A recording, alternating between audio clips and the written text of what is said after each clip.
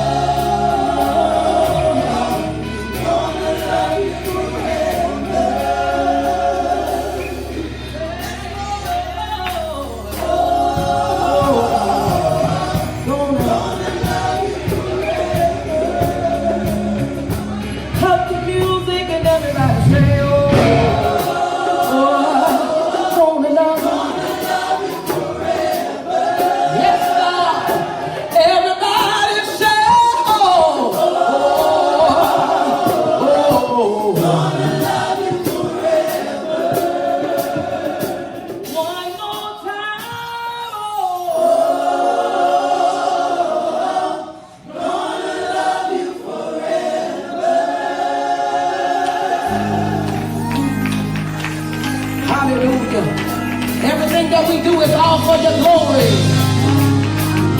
The way we lift our hands, the way we open our mouths, the way we bless you is all for your glory. Even on a gloomy day, it's all for your glory. Right? Cause you're worthy. Anybody grateful that he's gone?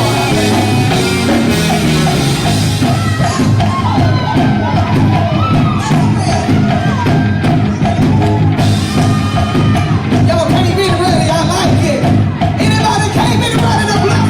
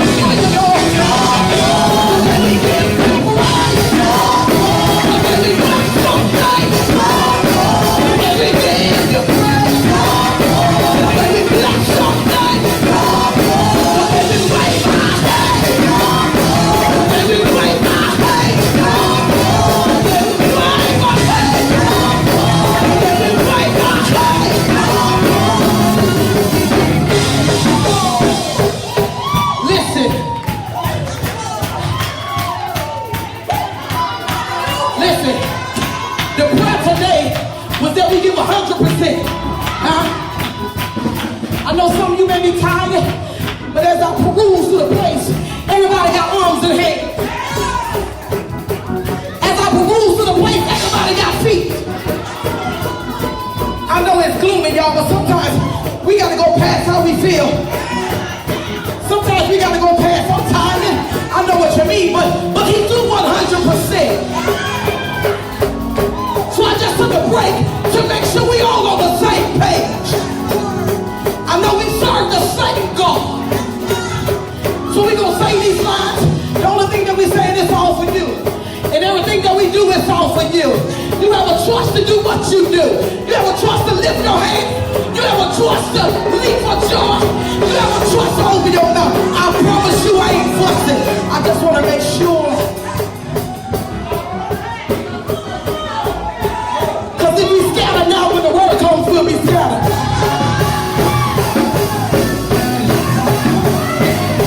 So we want to make sure that we bind up this spirit of division and we come to oneness and bless the same God. Y'all ready? It's all for the Lord. Hey, it's all for the Lord. Yes, it's all for the Lord. Yes, it's all for the Lord. Ain't nobody do me like God. Ain't nobody do me like God. It's all for the Lord. It's all for the Lord.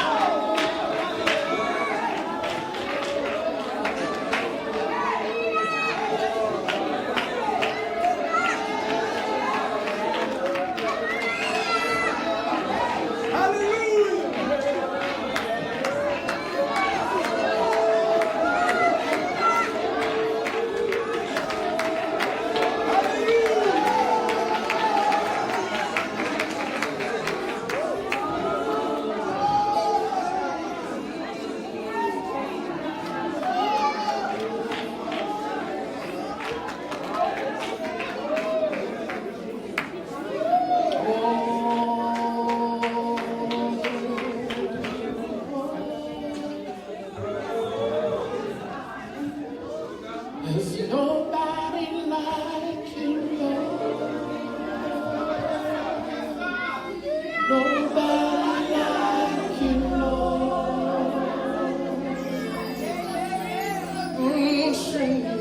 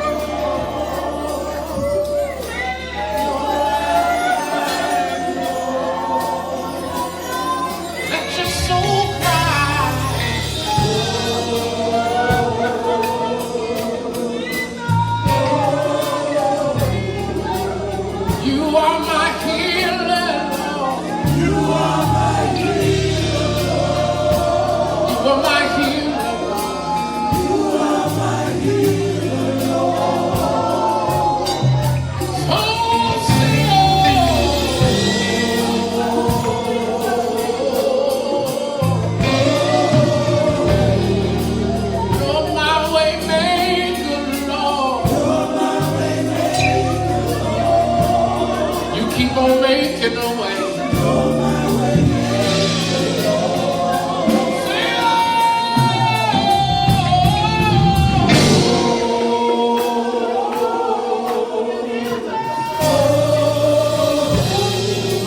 I really need you, Lord. Said I really need you.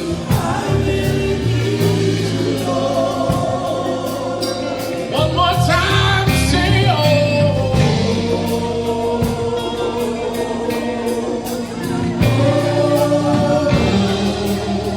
Nobody like you, Lord, nobody. Nobody like you, Lord. Nobody like you, Lord. Nobody like you, Lord.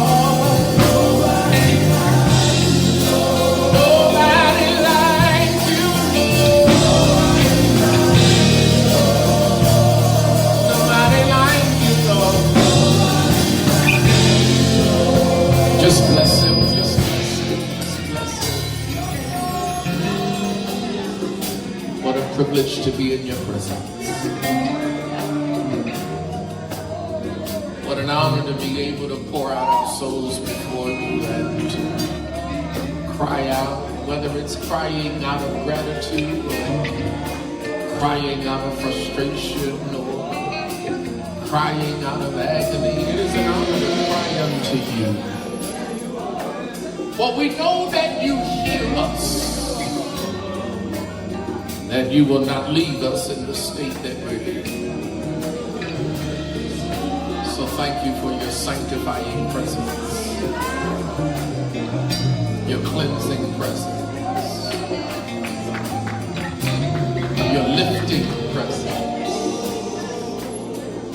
your satisfying presence. Oh, how we love you, Lord.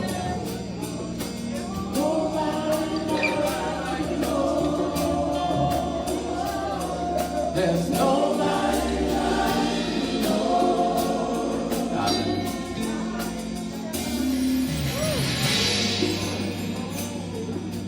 Hallelujah. Hallelujah.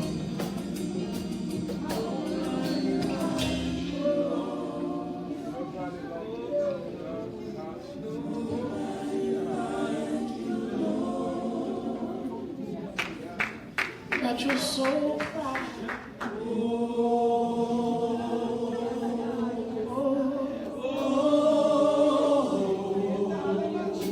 Nobody like you, nobody like you, Lord. Nobody, nowhere.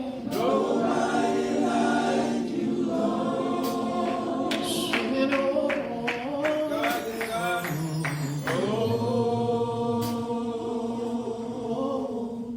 Oh.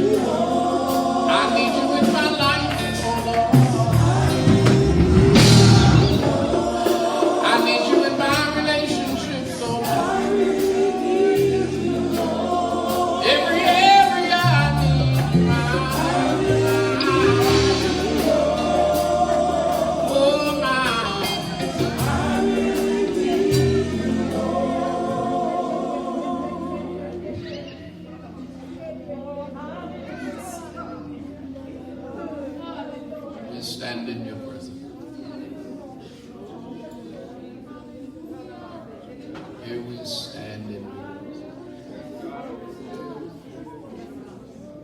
Here we stand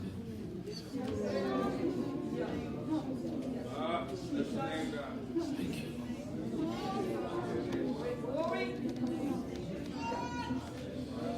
Our souls delighted.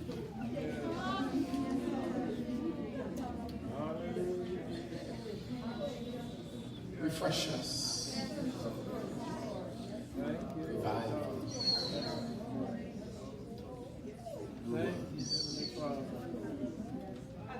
Restore us. Heal us. Deliver us. And set us.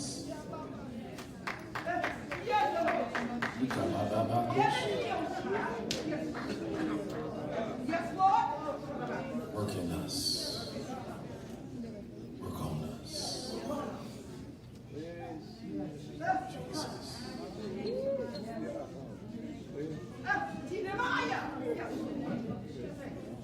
Thank you, Jesus. Clap your hands on them.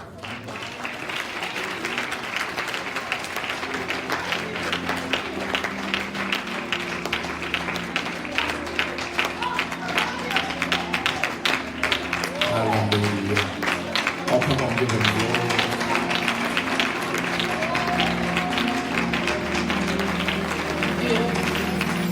I don't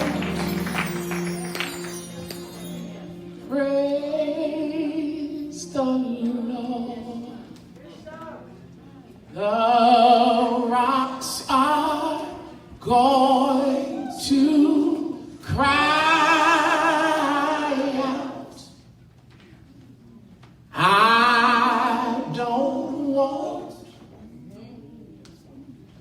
Don't want no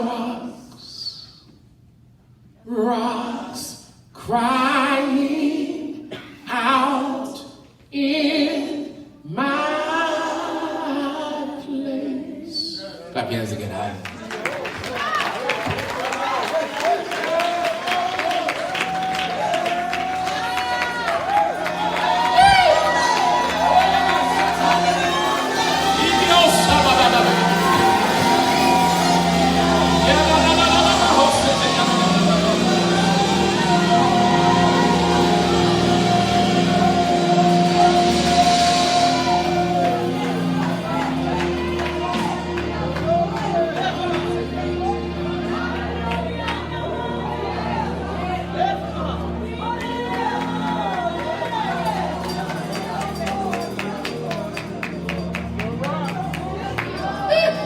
I don't want no rocks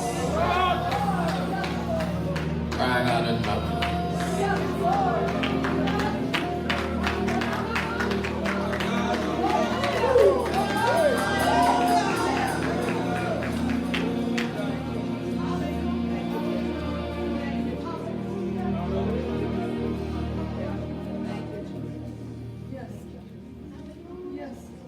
I heard the Lord say,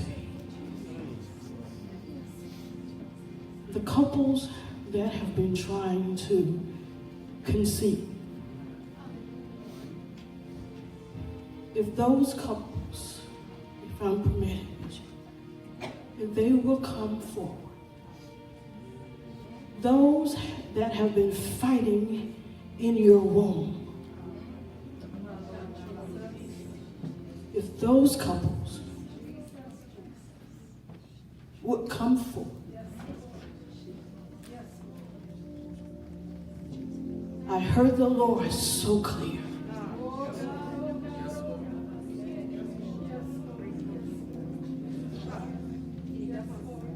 And I hope your husbands are here. If they are not here, I still need you to stand in this river.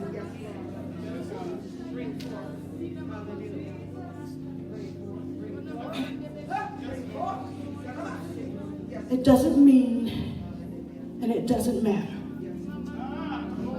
how many times it does not matter how many times your womb would not hold. For I, God, have an appointed time.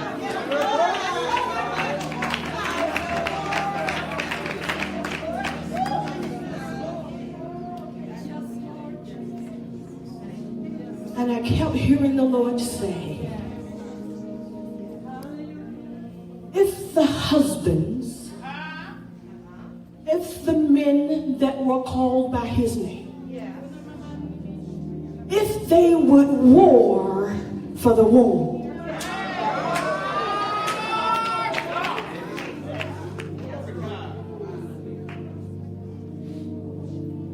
if the husbands are in the room, I need you to get by your wife. Because there will be a divine and supernatural transference.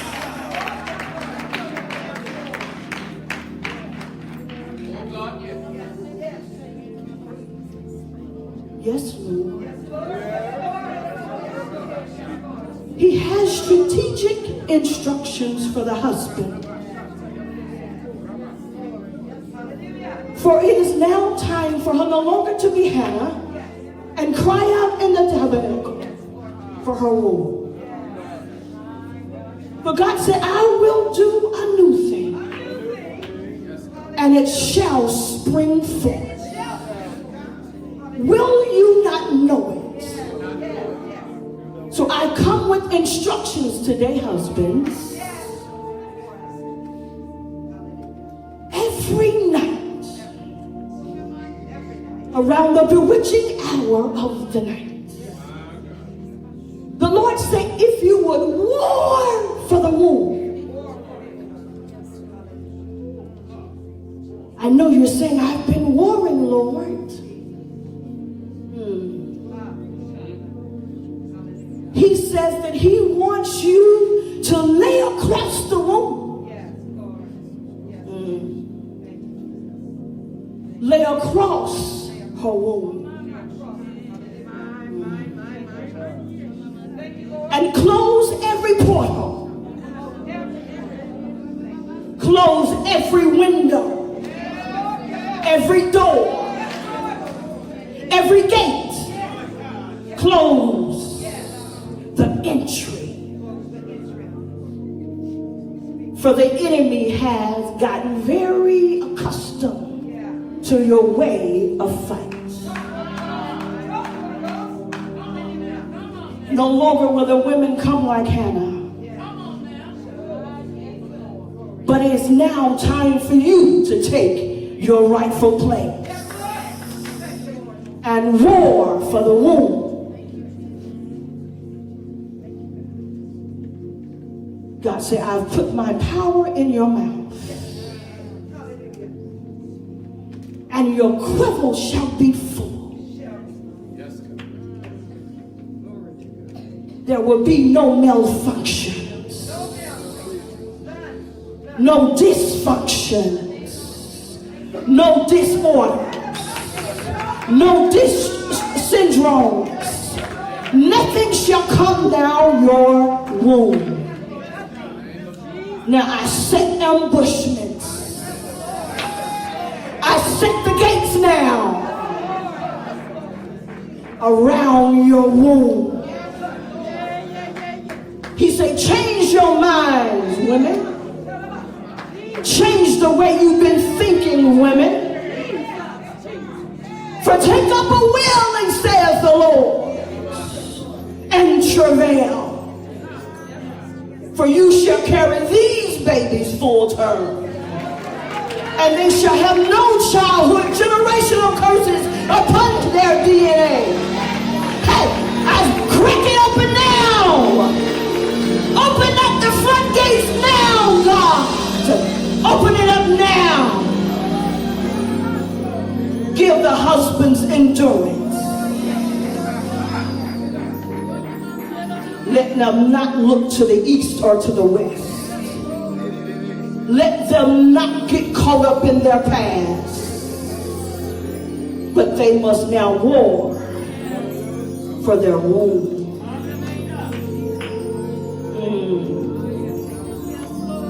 Yes, Lord. Lord.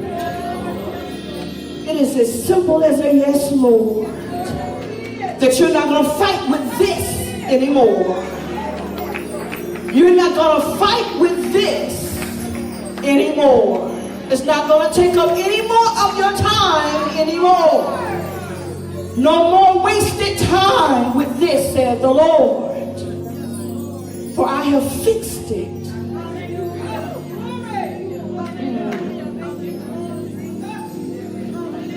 And even now, as you remember the stillborn, and even now, as you remember the miscarriage, and I come to silence the enemy today.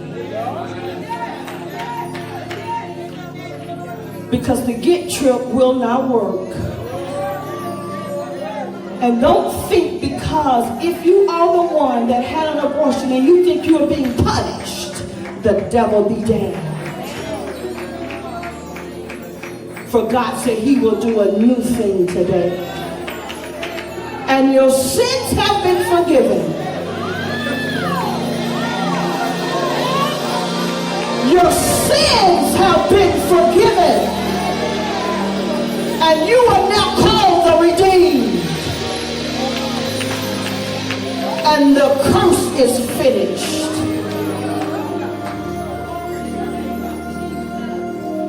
Men, don't you forget your instructions. Lay over the womb. Literally take your body and lay over the womb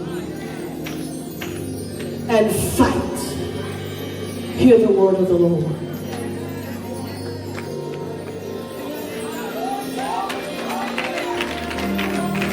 Give God praise in the sanctuary.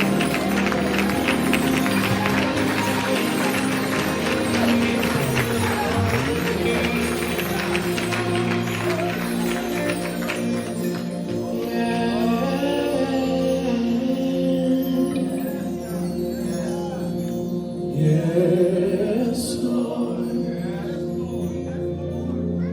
Just that.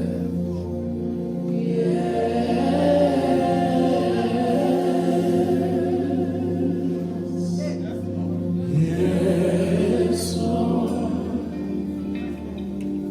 One more time, say yes.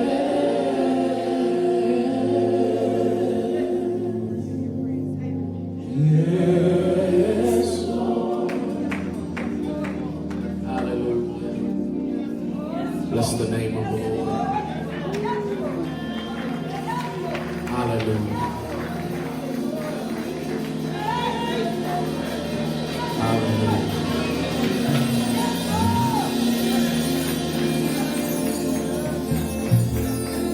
Thank you, Jesus.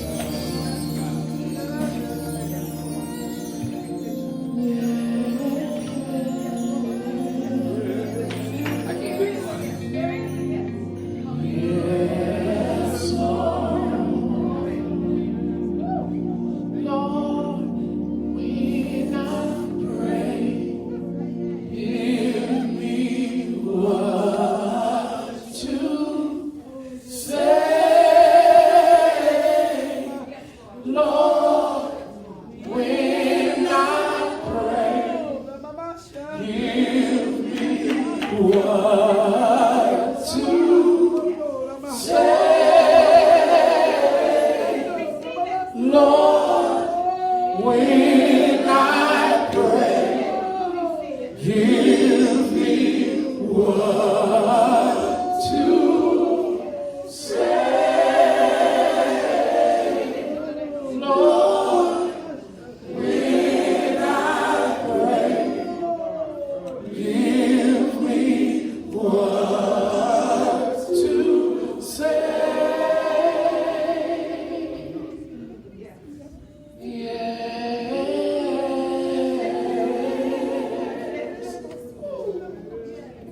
Yes, Lord. Hallelujah. Hallelujah. Looks like we'll have another round.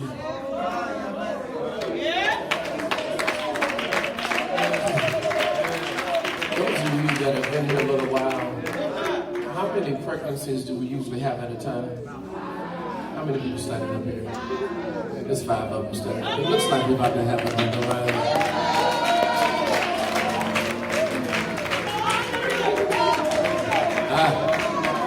I honestly had to peek and make sure First Lady wasn't down there, so praise the Lord.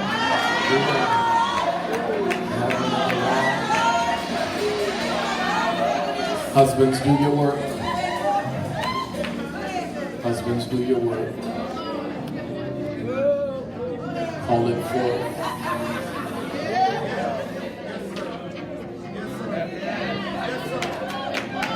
And even so, wives, lay across your husband. Strengthen the seed. Husbands, lay across your wives and call it forth. Oh, glory to God. Hallelujah. Now, if you don't want to get pregnant, don't be doing nothing in this season. This will not be a good season for fornication. Because the word is out. So this is not a good time. Don't play with fire, you will get. Hold on. Amen. Bless the Lord. Clap your hands and bless the Lord.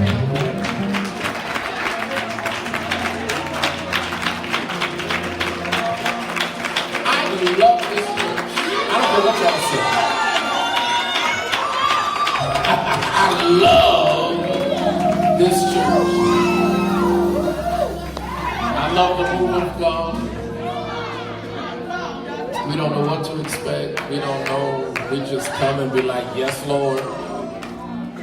And he does it every. I love this church. You ain't got to say nothing. I love this church. I do. All right. All right. Look at the brothers. Yes, sir. Yes, sir. I love this church.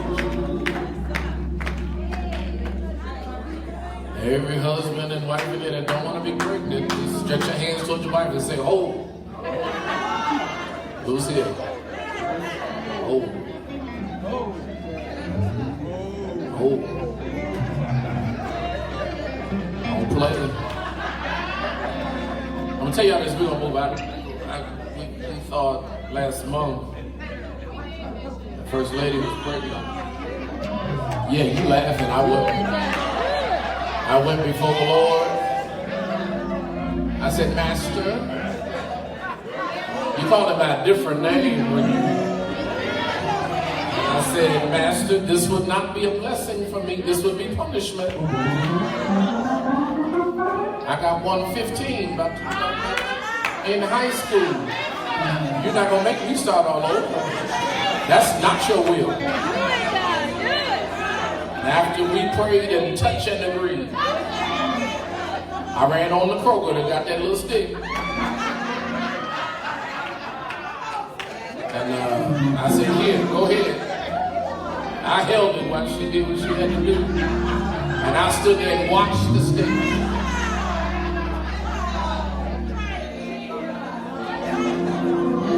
And I said, well, blessed be the name of the Lord. It is not so. Hold your peace. The rest of y'all can go ahead, but you hold your peace.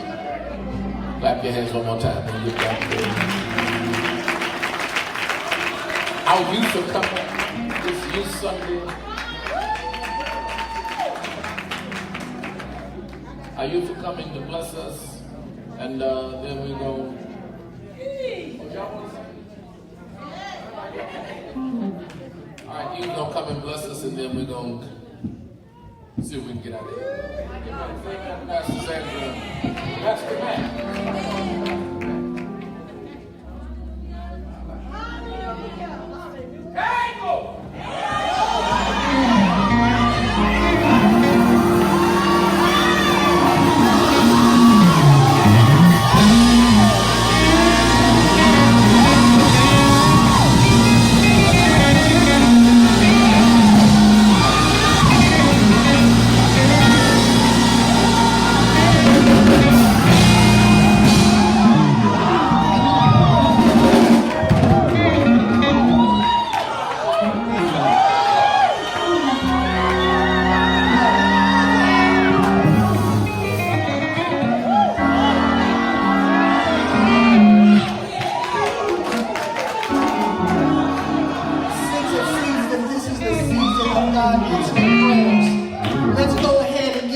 This praise that you have, for a prayer that you have before God that you need answered.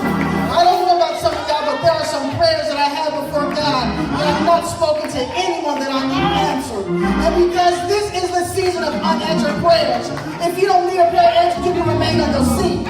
But if you have a prayer that you need answered by God, and only God can do it, I dare you to do it.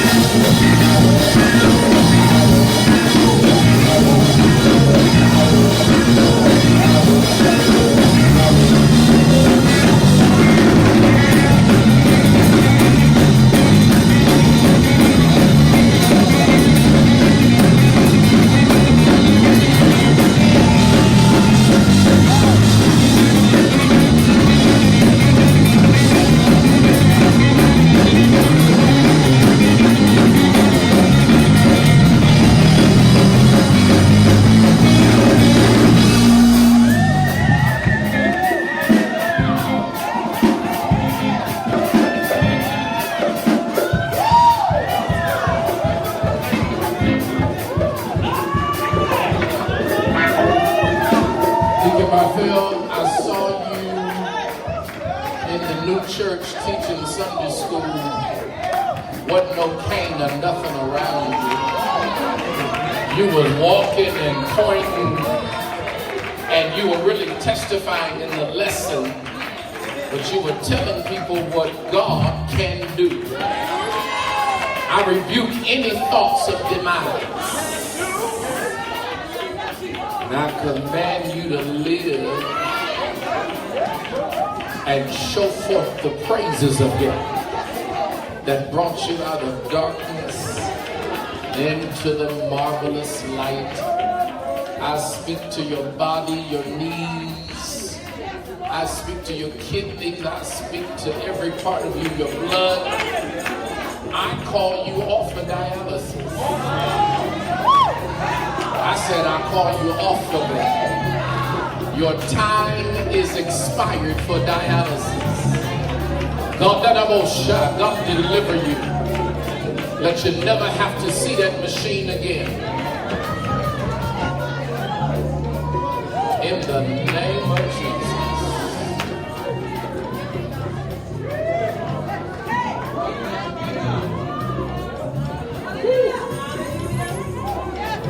Yep, you'll come off of that machine.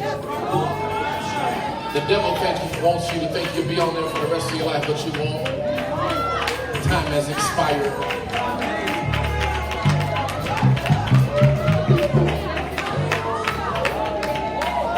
We're going to get that diet under control. We're going to get that eating under control and the right things. We're going to get everything regulated. Blood pressure, sugar, all of that. We're going to bring you back to strength and health. You're a young man. You ain't no old man. You're a young man. God's going to make you feel like you're in your 50s again. Yeah, even 40s. But something about your 50s, God's going to bring you back to the energy of your 50s. All right. Clap your hands and praise the Lord. He's good. I'll tell you. Wow. He's good. He's marvelous. He's magnificent. He's excellent. He's supercalifragilisticexpialidocious. Oh, he's indescribable. Hey, oh, glory to God. He's incomparable. We give you glory. We bless your name. We're going to let the youth come. Y'all ain't going to let me preach today. We're going to let the youth come. Y'all keep. Y'all done woke up Pastor Sandra now. You ain't never heard of her. Woke her up real good. You coming back? All right. Hallelujah. Good afternoon, everyone. It is Youth Sunday, and I have the privilege of we're doing elevations today. We have not had the privilege of doing elevations since we've been in this building. And so we want to honor all youth so that as they go up and grow, we can close the doors properly and close those chapters so that they can mature how they are supposed to. And at this time, I'm going to call Pastor Ian and, I almost said minister, Sister Samara to come.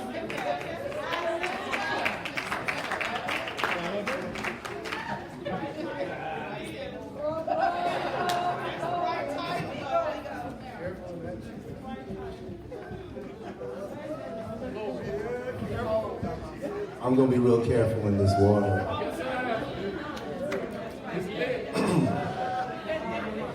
But the only thing I'm going to say is due to whatever circumstances over the past year or so, whether it be my presence or Bishop's presence or the presence of the young person, towards the end of my tenure as youth pastor, we were not able to officially promote certain young people. But I come today to say everything is lined up now. However you can put it, you can have it.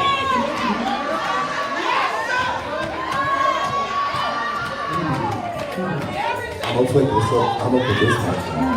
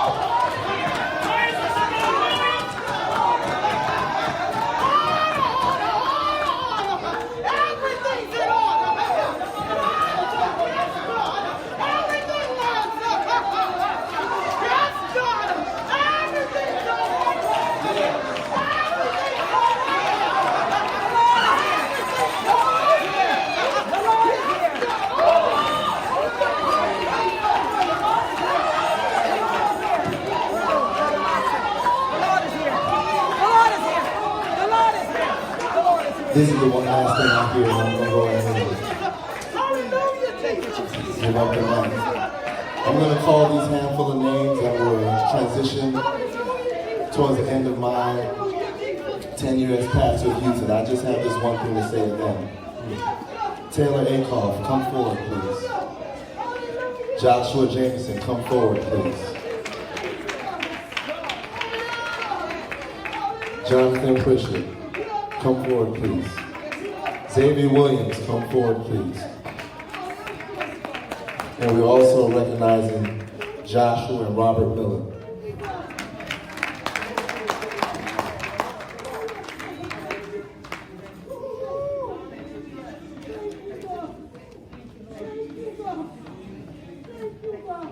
I want y'all to look at me real quick. I know with some of y'all, this moment has been kind of in the back of your mind for a while. But I just want to say this one thing to you. You are not forgotten.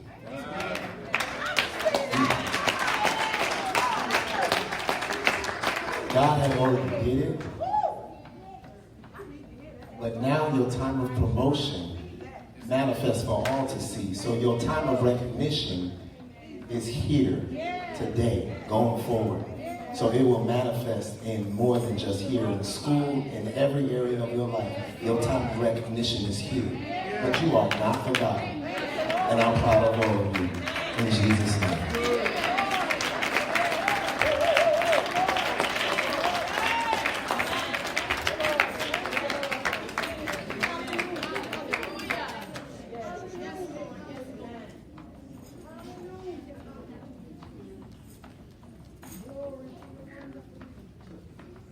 And I would like Antonia Norwood to come forward.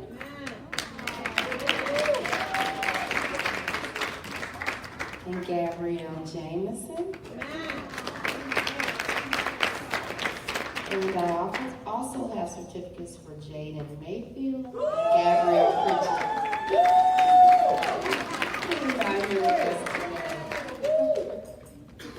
And I was told to. So it says, on the recommendation of the pastors of youth and by the virtue of the authority vested in them, New Life International Family Church, Righteous Seed Youth Ministry Teams hereby confers, and their name is there, upon, I guess, everybody's name, so that would be Antonia and Gabrielle and Xavier, Jonathan, and thank you, Taylor, and Joshua. All rights, privileges, honors, and immunities appertaining to. It's a certificate of elevation into the general body given at New Life International Family Church this 22nd day of April in the year of our Lord 2018, and it has been signed by our pastor, our bishop, and as well as our youth pastors. So I just want to say really quickly that it has been an honor. It has really been my honor to be the children's director and to work with these youth and these children. They are fabulous and wonderful. And if you don't know how great our youth are here at New Life International, you need to find out. So I'm so proud of you all and congratulations. Thank you.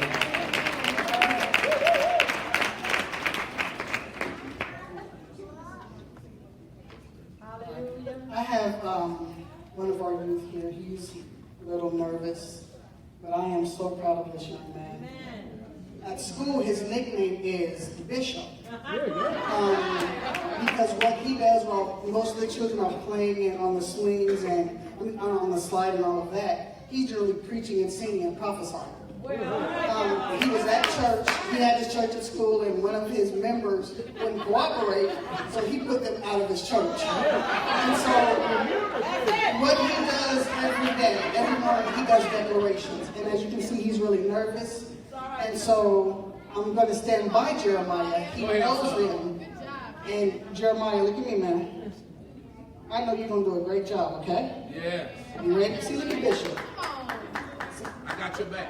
See, Bishop has your back, I have your back, Mommy has your back. Do this one. Everybody has your back. Are you ready? I'm ahead and not the tail. I'm above and not beneath. I'm a lender and not the devourer. I cover and blood of Jesus. Amen.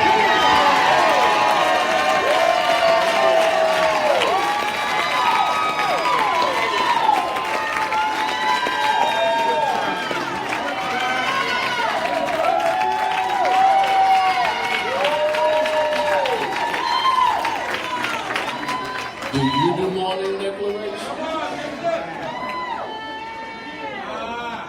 Well, let's give our youth a hand.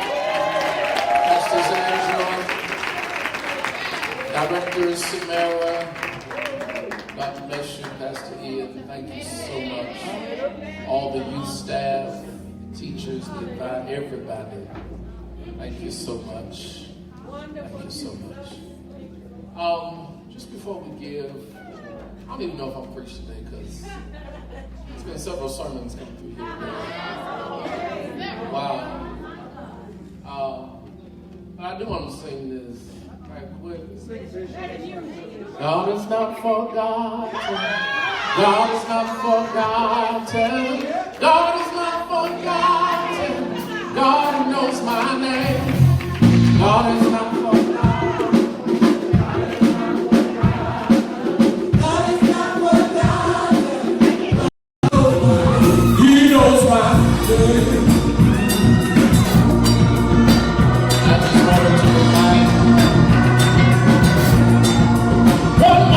Say God is not forgotten. God is not forgotten. God is not forgotten. God knows my name. Oh, God is not forgotten. God is not forgotten. God is not forgotten. God knows my name. He knows my name. Say your name right there.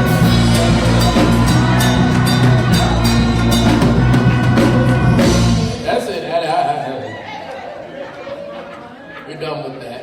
All right. Wow. Wow.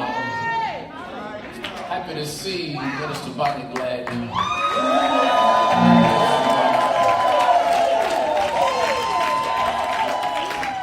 Happy to see Mama Little.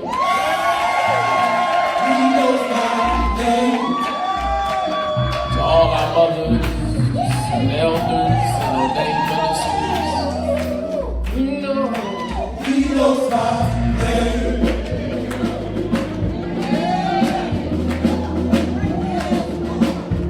He knows my name. All right, we're moving.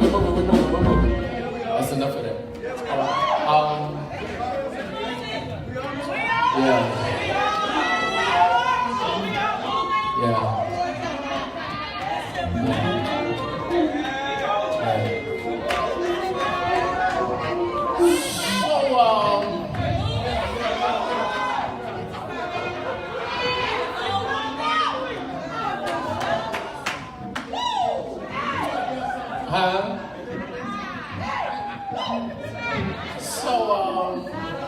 Ushers help me. Let's give. Let's try that. Let's try that.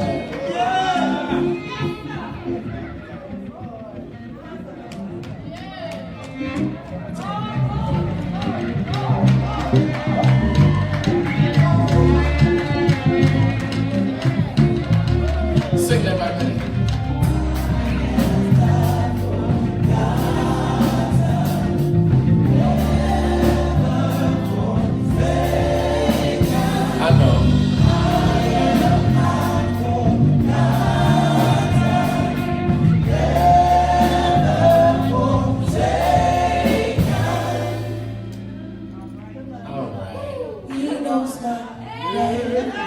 That was Lorraine.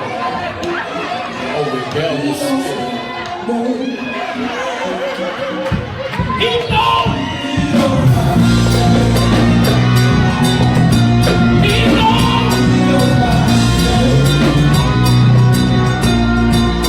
Tithers, when you do what you do, do what you do. God bless you.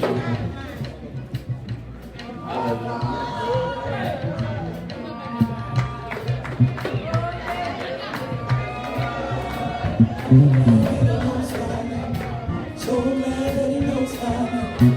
So glad that he knows my name. So glad that he knows my name. Upon a rock. I want to talk to you today from the subject matter, they got to go. Say they got to go. You see then.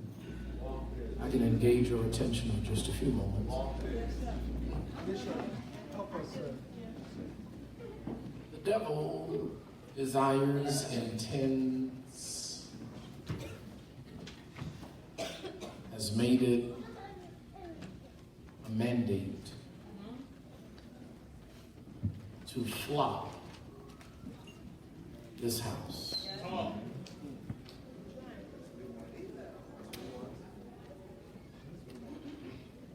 To look like there's more folk outside than in the sanctuary. Open those doors.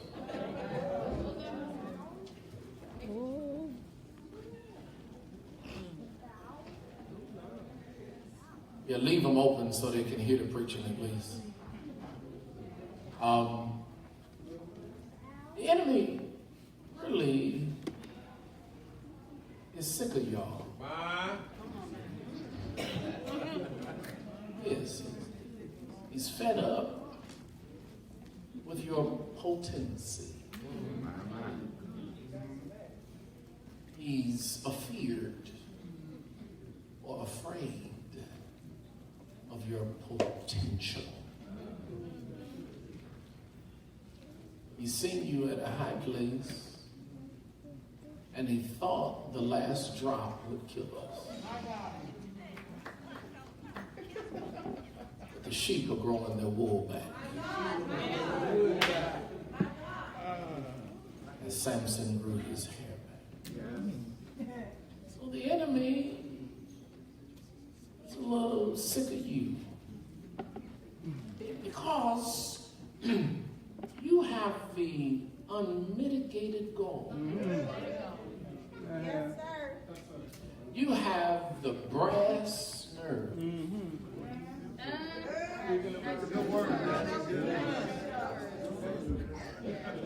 To praise God again.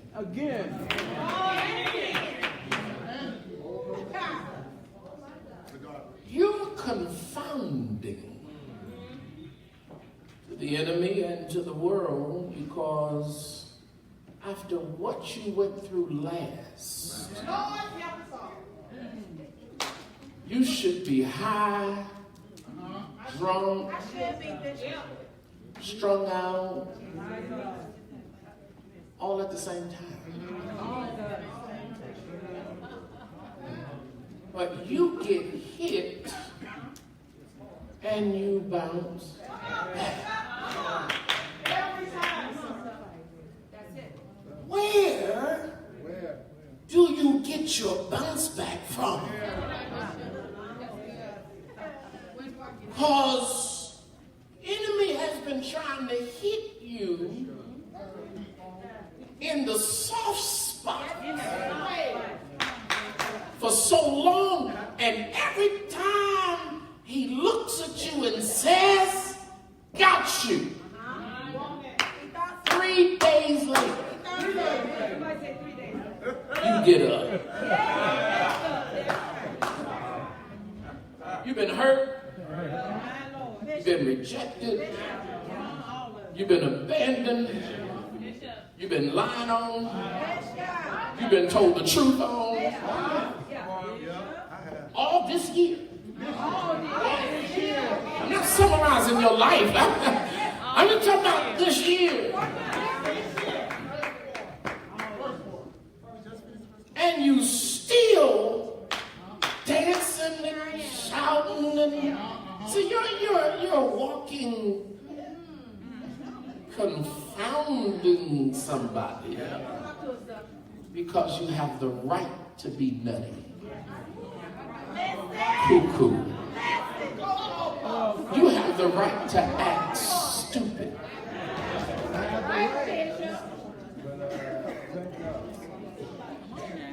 So the enemy says, I couldn't break you from what I brought at you from outside of you.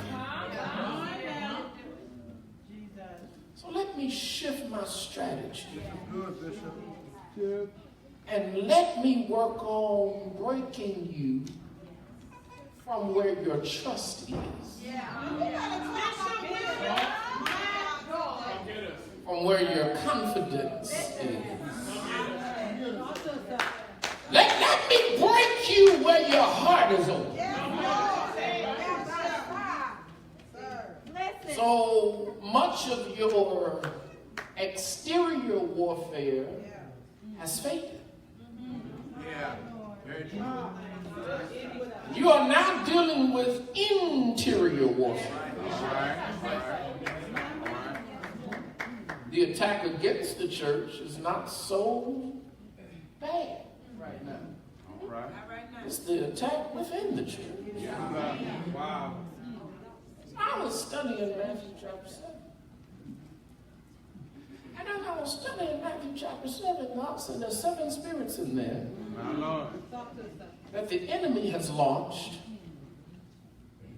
against the church from within the church. It says, what I'm going to do is turn y'all against each other. Because I think I heard Jesus, the devil says, I heard Jesus say that a house divided, y'all don't want to appreciate that, against itself can't stand.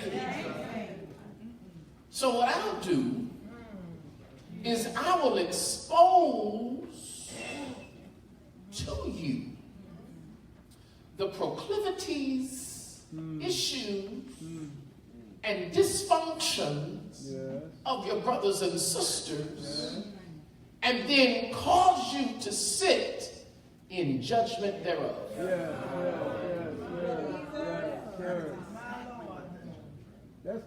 So, I'll let you get to know somebody, and you learn their personality, their insecurities, their immaturities, and you cover it as long as y'all cool. Right.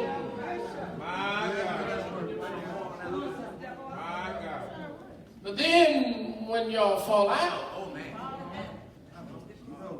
you have the power in your mind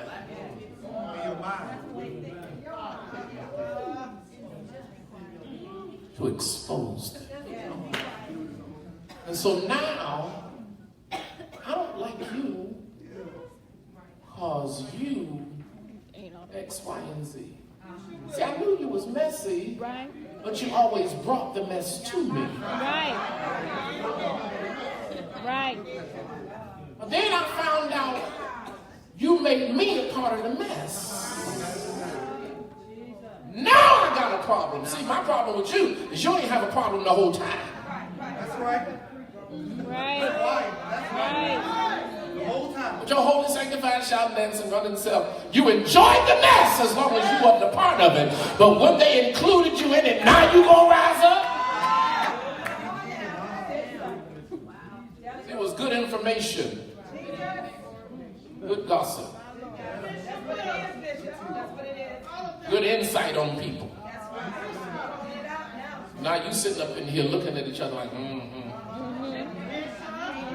Folk getting up, dancing and shouting, trying to get delivered. And you sitting there, I heard. And you won't say it, but your face say it. Because the minute they take a lap, you go, why your eyes all up in your head? Why? Why you mad because somebody praising God? Why you mad, bro? Should they just go to hell? Should they? Is that what you want?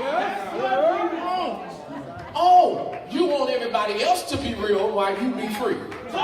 While you be delivered.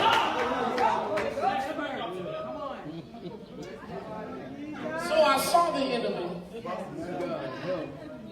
sowing seeds of discord in the house. So I come to uproot it. To kill it out, expose it, put the light on it, and destroy the seed before the harvest destroys the house.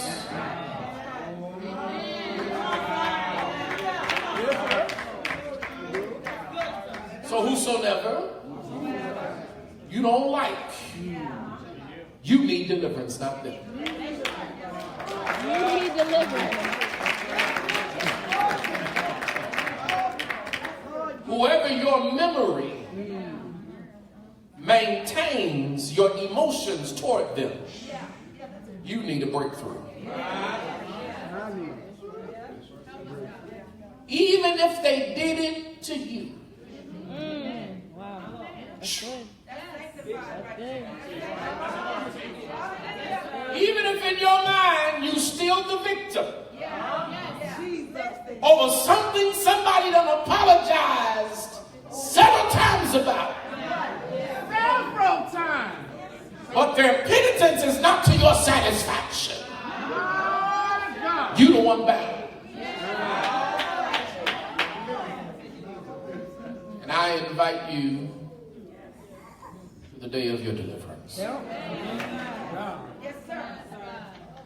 That's awesome. We all. We are. I'm about to close my Easter speech. We all have and will hurt each other's feelings. Right. Mishandle each other. We all. Till we get glorified, are going to need a little more sanctification. A little more Jesus. We all going to mess up. Make mistakes. Judge on partial conversation. Hear what is said and believe a second, third party. Third party. But we're going to have to grow up. And realize that the object is not you. It's what you're connected to. The devil really don't give a rat's patootie about you. Not a bit. He cares about what's in you. And he cares about what's able to develop you and produce you. And if he can destroy that, at least in your eyes, you're stuck. Yes, sir. So stop hating QT and using the gas.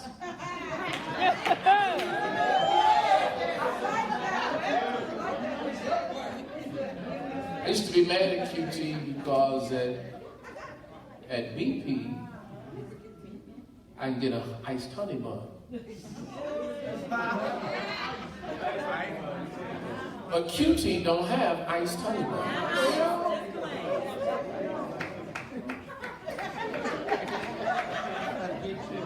I got mad at another gas station because they had the iced honey buns, but they didn't have the pink grapefruit juice. And I even went to the front counter and I was like, why y'all don't carry pink grapefruit juice? I was so caught up in what they didn't have. We hear you. We hear you. That I forgot to appreciate that I just filled my tank up.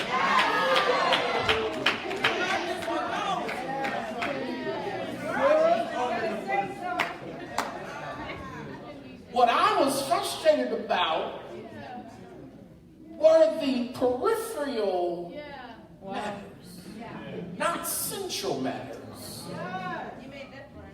And I was going to stop going to QT because I couldn't get a honey bun iced and a pink grapefruit juice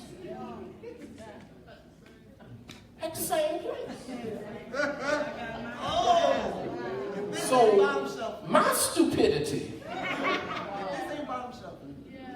was going to abandon a good gas station. Well, ice honey bun, my God. The whole thing. Because of the one or two fleshly things they didn't offer in the store. 7 spirits. Did that make sense to you? 7 spirits that if we don't kill, they're going to kill us. 7 spirits. I'm talking about New Life. And any other church entity, but I pastor New Life. So that's what I'm concerned about right now. 7 spirits that if we don't war against, they're going to kill us. Now, what is a spirit? What is a spirit? What we warn against. A spirit is an intention or a release of the intended mind of someone.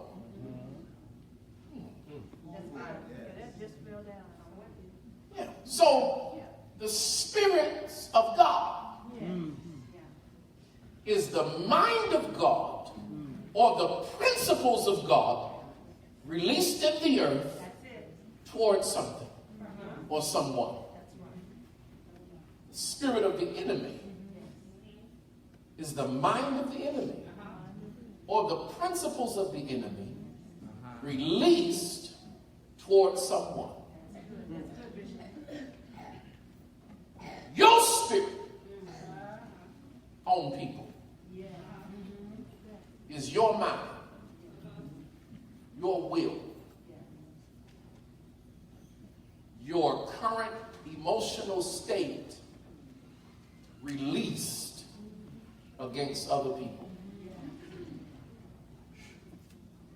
So a spirit that we war against is something that comes at us from someone else that is not for our good. No, not that is not good for us, but is not for our good. So God has spirits.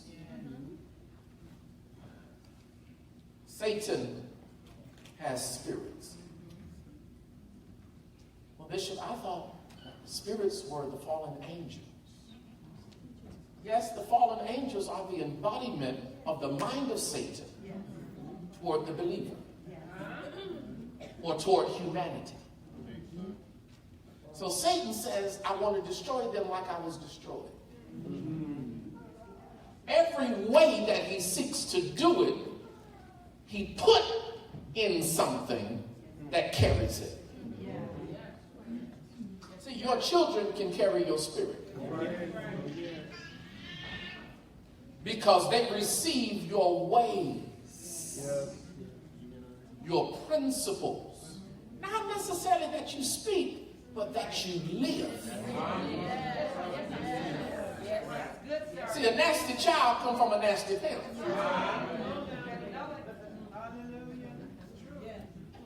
A child that talks too much comes from a parent that talks too much. Because that's their spirit. So if we're going to deal with these 7 spirits of the enemy, we have to understand that this is the enemy's mind. His will to separate us from God. Now we achieved that for him. So now he says, let me separate them from redemption. Who is Christ? How do I separate them from Christ? I separate them from true love. That they have to have this way.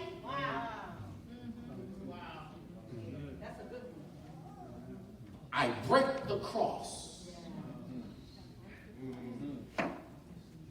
and make it purely vertical. Does the cross folks in your life have horizontal outreach. That's good.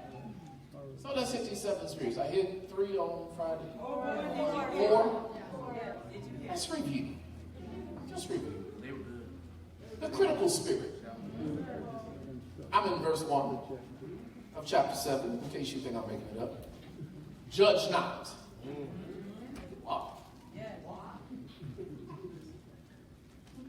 That ye be not judged, for what judgment ye judge, ye shall be judged, and with what measure ye mete, it shall be meted to you again. And why beholdest thou the mote that is in thy brother's eye, and considerest not the beam that is in thine own eye? Or how would thou say that thy brother, let me pull out the mote out of your eye, and behold, the beam is in your own eye? You hypocrite! First cast out the beam out of your own eye, and then you shall see clearly to cast out the mote out of your brother's eye. The critical spirit seeks to destroy the morale of the brother or sister to the point that they feel the way they made you feel. Right. The critical spirit, in its negative expression, wants to tear down.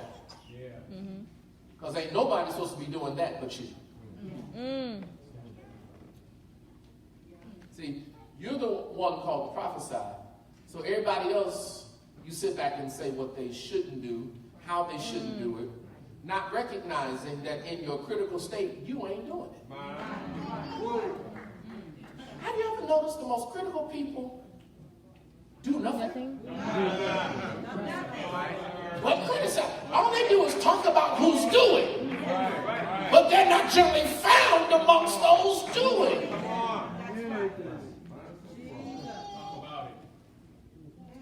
The court should judge by the law. The church should judge by the word of God. The people should judge to be better and advance one another. That's constructive criticism. But never to diminish, detach, or destroy one another. Never leave me down. Never leave me down. You gonna tell me what I need to do better? Tell me what I do great first. Right, right. And end it with what I do greater. Yeah. Compliment family. Put your criticism in the middle, but leave me high. That's right. Because the truth of the matter is, for any criticism you dish, you can also receive. Come on now. Tap your neighbor and say, because you ain't all that either.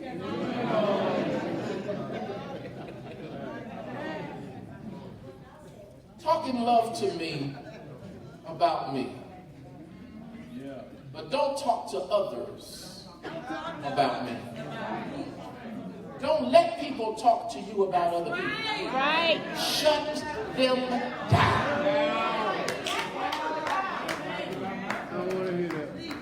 When they call you, like, listen. Hold on, I gotta go. Because you about to talk about somebody. And I don't want the information. Because information is binding. The more I know, the more bound I am. I don't listen. There's some of y'all that come to me, and I be like, you want to pour out? I be like, wait a minute. Do I need to know this? Because then I'm bound by your information. So some of you have heard me say, I don't need to know all of that now. You right with God? All right, then let's go forward. The problem is, it's easy to get right with God. It is.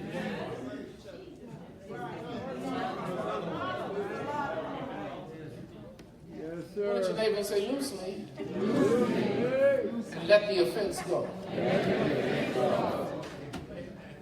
Are you over it by now? Are you over it? Please be. Please be. Do we still need to have a come to Jesus about something that happened 6 years ago? You still holding that? How you hold that and you got the Holy Ghost?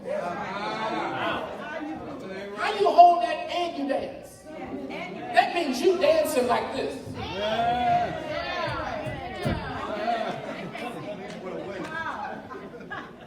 I mean, be careful dancing because I might let that go. It might fall off of me. And I don't want it to fall off of me because I'm comfortable being attitudinal. I like being mad. We got to kill the critical spirit in the church. Encourage somebody. Oh, shucks. Take a minute encouraging them. Encourage them. Tell them something good.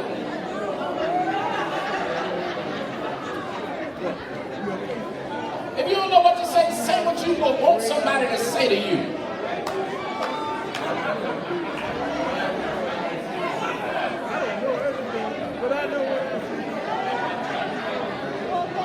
Second spirit. Verse 6.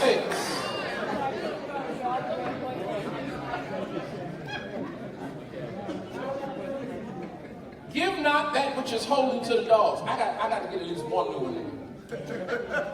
Give not that which is holy unto the dogs, neither cast ye your pearls before the swine, lest they trample them under their feet, turn again and rend you. The irreverent spirit. Bringing the holy down to you rather than coming up to the holy. Making church suitable for you rather than you being suited to the vision. Now that's a difference. We got to make, in this hour, the church comfortable for the people to come. I'm not talking about temperature. I'm not talking about padded pews. I ain't talking about carpet. I'm talking about we got to do little stuff or compromise in ways that make people want to come. The devil is alive.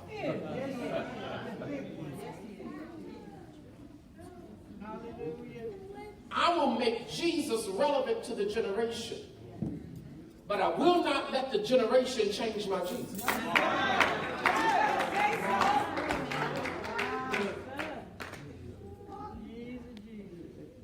We lack reverence in this hour. There was a way back in the day that folk would not come to church.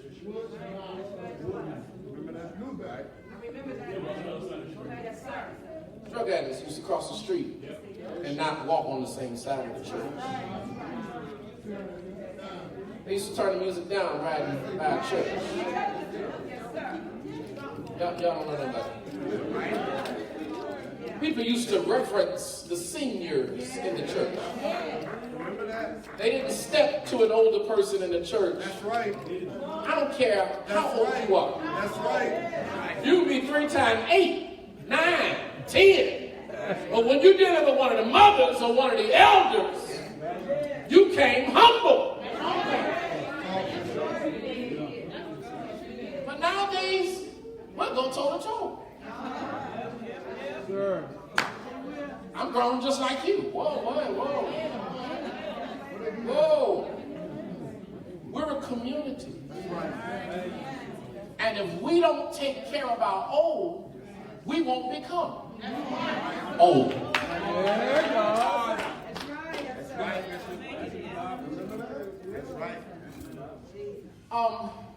The older saints, the older they get, the less filters they have. Explain this to you. So there are things, Mother Cammie, Mother Shirley, Mother Williams, Mother Miller, Mother Thomas, and anybody else past 65, they're not going to always, they ain't got time. They're going to say, baby, that's too short. What? Ain't that right? That's too short, baby. Nah, don't wear that no more. I can't believe my son told me my skirt too short. Ain't that right? Look at this skirt. Look at that skirt. Ain't that wrong with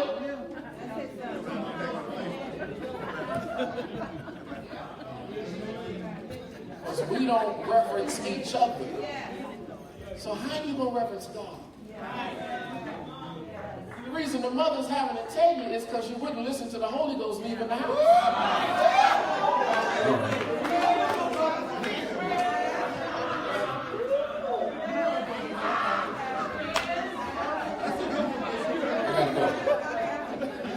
The irreverent spirit gives the holy things to the unholy. The irreverent spirit, watch this, not only disregards authority, but shares the secrets of the kingdom amongst those who don't want to be saved. They just want to argue. Yes, sir. Yes, sir. So you giving your testimony to somebody who's going to wrap your pearls around their neck and still say oink.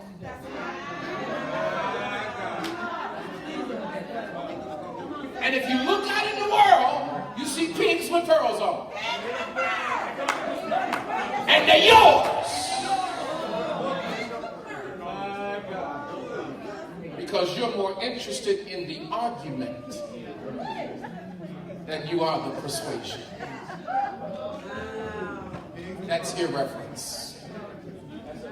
This costs me too much to just throw it around.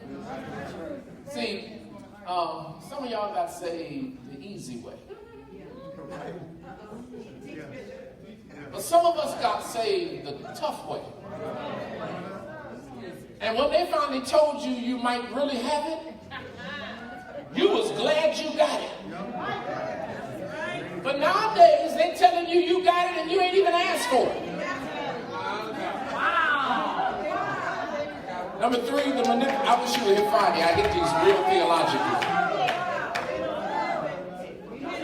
Number three is the manipulative spirit, verses 7 through 11. Let me hurry.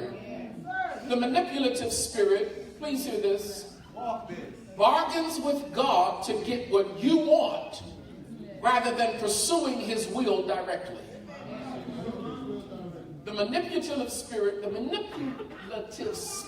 Yes, says to God, I tell you what, I'll stop this if you give me that. The manipulative spirit puts sin on hold to get a blessing.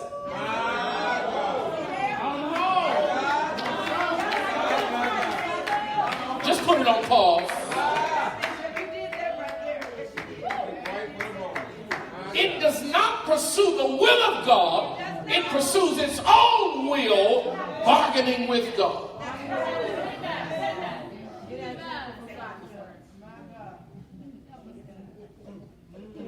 The manipulative spirit is born out of fear of desires not being granted.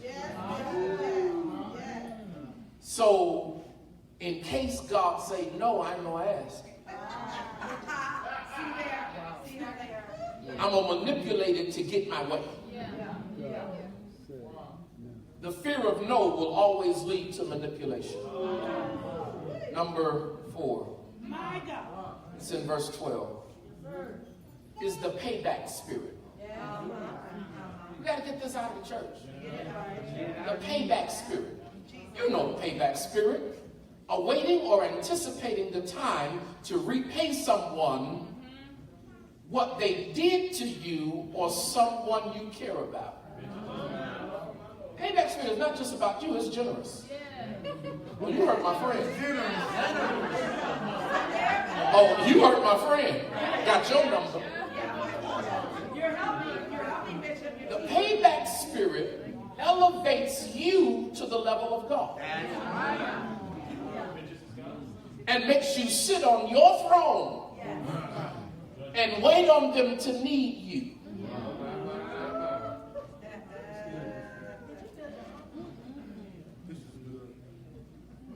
Payback spirit. When Jesus says, Romans 12:9, vengeance is mine, 12:19, I will repay. You do right no matter what. You want to be saved? Here it is. Do right no matter what's done to you.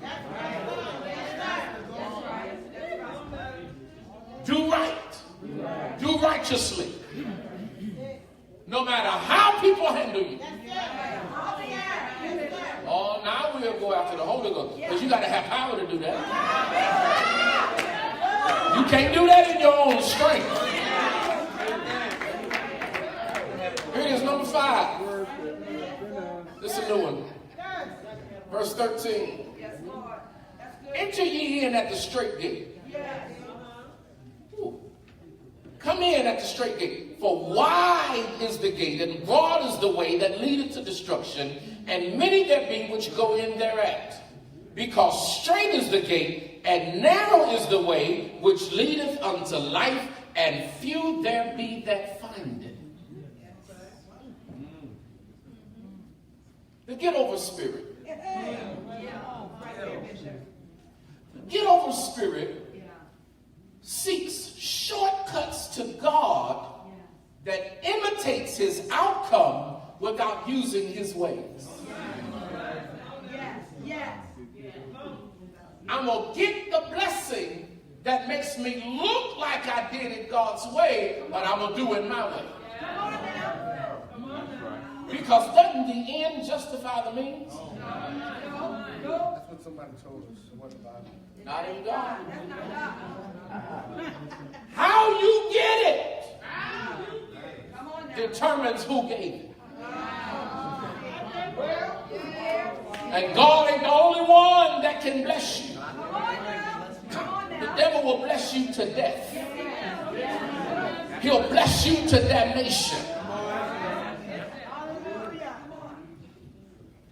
So the get over spirit says, I don't want to hear about holiness and righteousness and seeking God and consecration. Give me 3 steps. Give me 7 steps. Give me the quick route. Let me hurry up and get what God has for me. And y'all can have all that deep stuff. I prayed for 10 years, I ain't get nothing, so clearly prayer ain't working. So somebody show me an easier way. I'm tired of fasting. You don't look like it, but I'm tired of fasting. I did pray. For how long? The Bible says the effectual fervent prayer of a righteous man availeth much. Has it been effectual? Has it been fervent? And have you been righteous?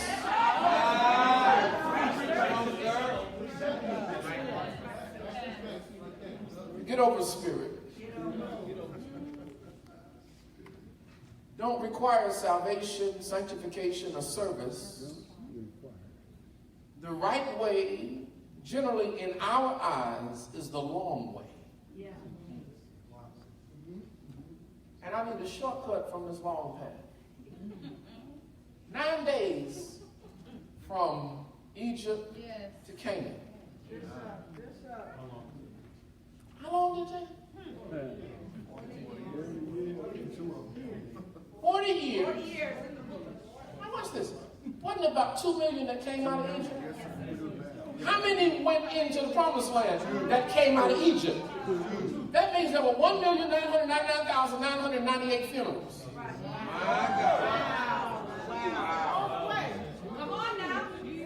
They didn't leave the church because there wasn't nowhere to go.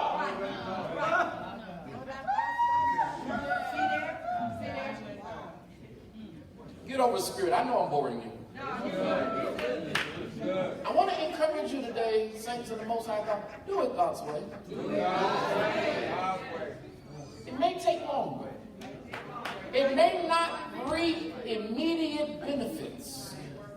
It may seemingly cost you more than you're even pursuing. Yeah. But do it God's way.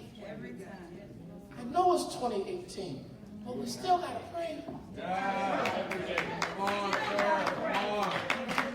We still got to read the Bible. Ask the Holy Ghost to interpret it and revelate it for us. We still got to seek God. You got to have morning devotion, noon devotion, evening devotion, night prayers. Oh, Bishop, this is just too much. Not when you're in love.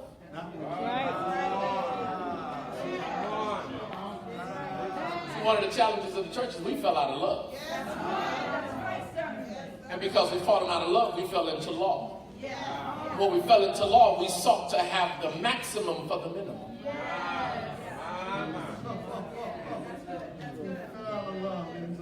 Number 6, and finishes, just 7.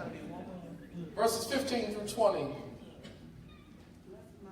Beware of false prophets, which come to you in sheep's clothing, but inwardly they're ravening wolves. You shall know them by their fruits. Do men gather grapes of thorns, or figs of thistles? Even so, every good tree bringeth forth good fruit, but a corrupt tree bringeth forth evil fruit.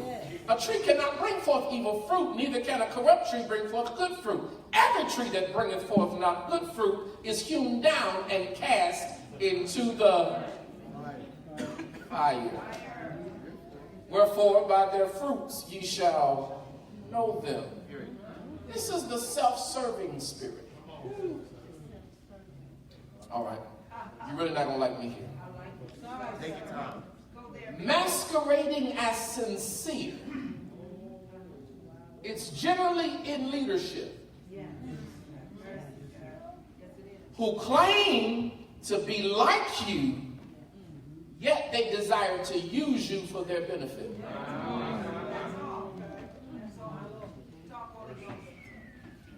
If no one is prospering around them, you probably won't either.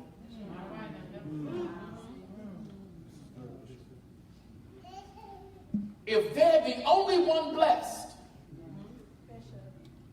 and everybody else is struggling, no testimonies, just struggling, then you know them by the fruit. Wow, look at That's true. That's true, sir. Money hungry, flesh pleasing, soul entertaining, mind games playing, non-standard bearing people using spirit, working to drain and dry out the heart of God in the saints. Leaders that don't care about you, just your wound. Just celebrate my gifts. Use my talents. But don't deal with my soul. Teach me a good lesson. Inspire me. Tell me God is going to work out everything in my life. And all I have to do is wake up every morning. And I'll appreciate you because you require nothing of me. They're a wolf. That's all. That's all, Bishop. You need somebody to tell you you're wicked. That's right. And if you repent, God will save you. That's right. You need somebody to tell you your spiritual breath stink.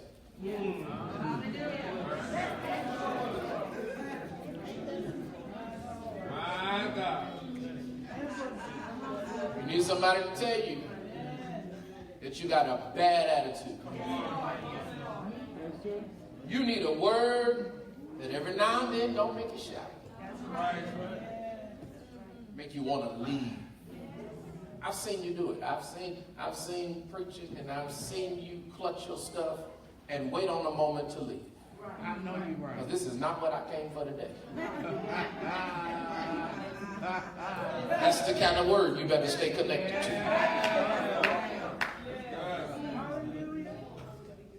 I've seen you get up and walk out, and I'm coming while you're leaving. Have a good one now. Thank you for coming. Because you don't have nowhere to go while the word of God is going forward. It can wait. It can. What are you prioritizing over the hearing of the mind of God? Oh, we did it here 3 hours. So what? How long was dinner in a movie?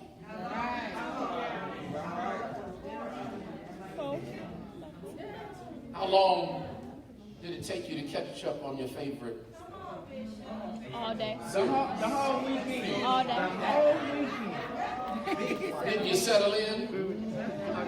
You didn't even want to go to the bathroom. No. You could even pause it, but it was so good. You was like, ooh, Yeah. just hold on a minute. Ooh, this is so good.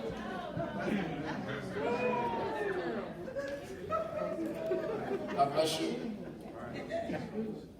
The enemy wants to dry the saints out. You dry it out when you get no water. Yes. The enemy wants to dehydrate the saints. Yes. You think you're fine, but you need some spirit. You're running on E. You know a car runs on E until it runs. Then it's on the side of the road.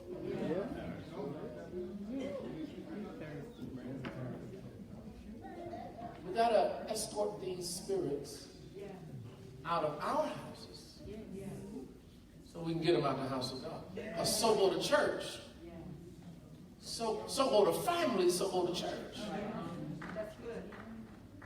Last spirit. 21 through 23. Thank you all for having church earlier. But listen to this. Not everyone that saith unto me, Lord, Lord, shall enter into the kingdom of heaven. It's in red in my Bible. Not everyone that saith unto me, Lord, Lord, shall enter into the kingdom of heaven. But he that doeth the will of my Father, which is in heaven, doeth action. Many will say to me in that day, Lord, Lord, have we not prophesied in thy name? And in thy name have cast out devils? And in thy name done many wonderful works? Then will I profess unto them, I never knew you. How you cast out devils and Jesus don't know you? How do you prophesy accurately I'd like to know. and Jesus don't know you? Depart from me, ye that work iniquity. That's a different type of sin. There is, number one, the sin of missing the mark. Number two, the sin of transgression.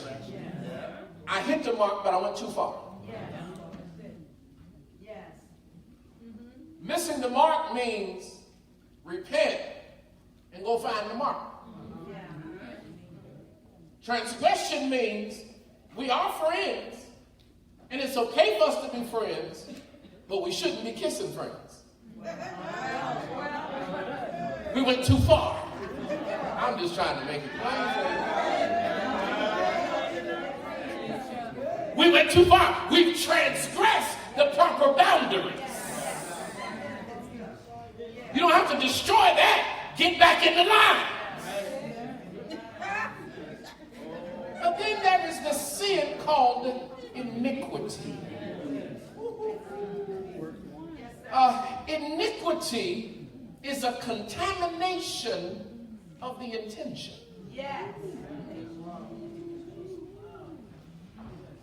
It is where I'll bless you to bait you.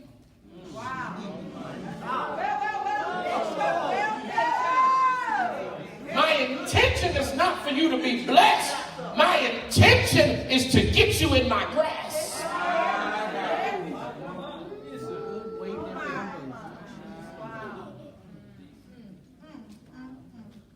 Iniquity. My plan has a spirit behind it that wants to see me pleased. So I'll tell you that you're good when you're not, if it's going to get me what I want.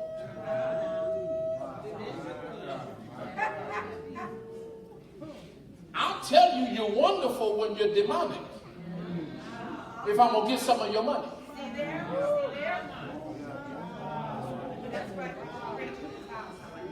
This spirit is a self-aggrandizing spirit. It is usually the result of having experienced or intimately seen that what is deemed as unfair. When you've been mistreated, or you've seen people close to you be mistreated over long periods of time, you will drive to make things happen for yourself. I don't trust nobody. So I'm going to make this happen for me, because I've seen folk serve in the church 20 years and don't ever get a chance to preach. So I ain't about to be one of them. You either going to preach me or I'm going to go over there and let me preach. Because it ain't about the gospel. It's about me getting my platform. It's about me never being hurt again the way I've been hurt. So I become self-aggrandizing. It's all about me. Bishop. Therefore, the ultimate rejection will be because it was not your intention to make Jesus great. It was your intention to make you great. He said, I never knew you because you never needed me. You took it upon yourself to make yourself somebody. You didn't talk to me, you didn't seek me, you didn't submit to me. You abandoned my process to jump out there and be. And it was all about you. You wanted your ministry, you wanted your church, you wanted your website, you wanted your this. You wanted your following. And the people that follow you on Facebook won't follow you across the street. They're only following you there to be nosy.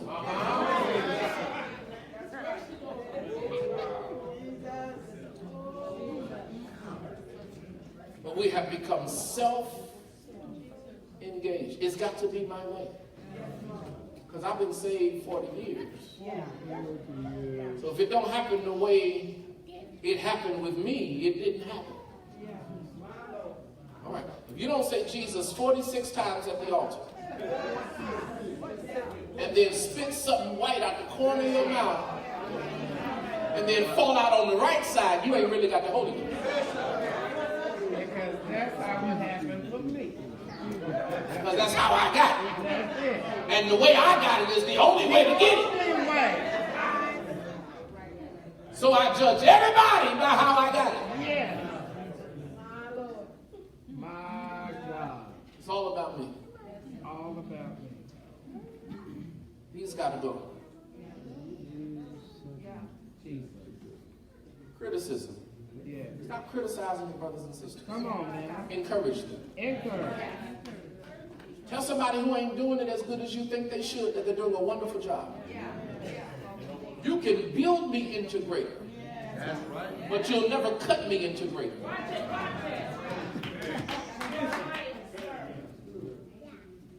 The irreverent spirit.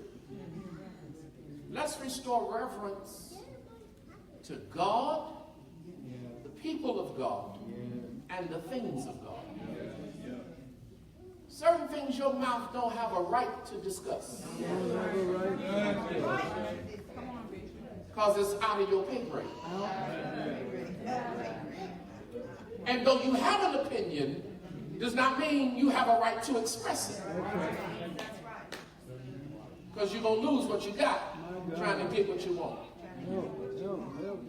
Ask the prodigal son, who gave up everything he had for what he thought he wanted, only to discover that what he wanted was what he had in the first place. The manipulative spirit. Stop thinking you're smarter than God. Don't try to run game on God. Don't manipulate your brothers and sisters. Don't play me at my weakness to get my goods. If you become aware of my weakness, you become responsible for my standing. Are you bored? If you get some type of revelation, be it from God or from man, Come on. that I have a weakness for whatever, you become accountable for my standing. Because to him that knoweth to do good and doeth it not, to him it is sin. Y'all read this little book? On the Bible? When I know you're sensitive, I'm responsible for strengthening you without dropping you. I don't necessarily have to cater to your sensitivities. I will not. But if I cut you, I can't leave you till I sew you up.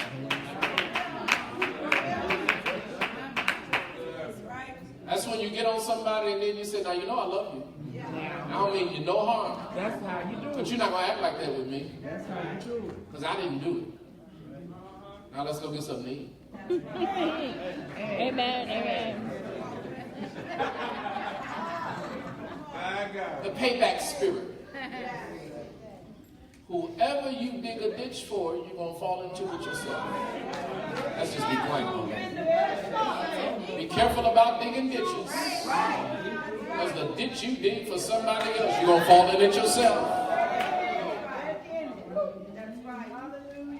Joseph's brothers dug a ditch. Before the story was over, they were begging the one they dropped into the ditch. The get over spirit. Stop looking for shortcuts. We do not serve Jehovah Get Over.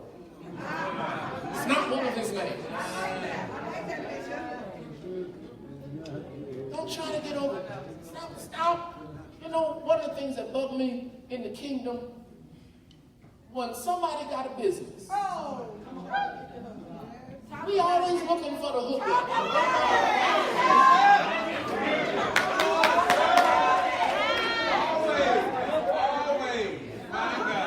So I cut grass.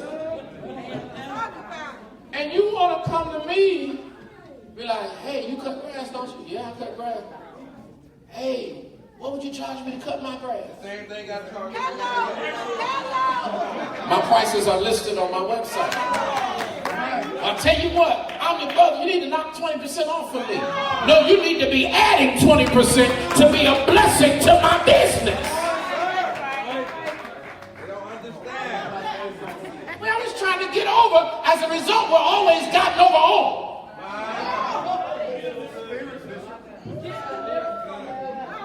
You got to kill that. If your sister sells something, your brother sells something, and you want it, buy it and tip them. Even if you got it already. Support. That's right. Even if you got it already. Good, Bishop. I know I'm not hollering and we're not jumping on stuff and you're not climbing, but I'm trying to maintain the house. Great. We set up the marketplace and you go on and you think you gonna bargain. Well, how much are the men of standard hats? Oh, they're $20. I got 10. You go get 10 more, you can have a hat. I thought you was my sister. You supposed to this, that, and the other. That's why I don't go to this church, because I don't look out for nobody. You have my permission to leave, because we're not interested in the type of Christian that always wants to get over. You always want extra, but you don't want to pay extra. You go to a restaurant, order a salad, I want 5 ranch dressings. And And they tell you what, it's going to be 50 cents for the 50 cents? And you ain't got but 4 pieces of lettuce. Why you need 5 ranch dressings?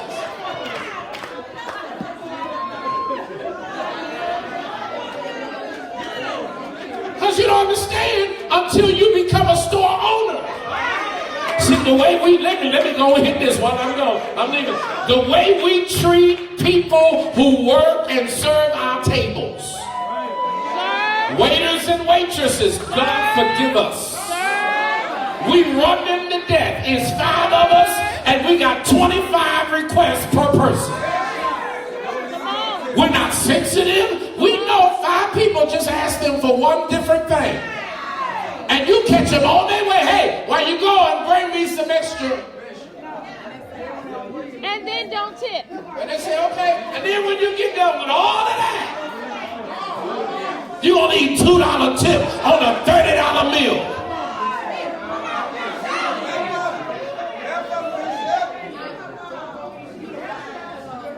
You done treated them like dogs, and then they're gonna tell them Jesus loves you.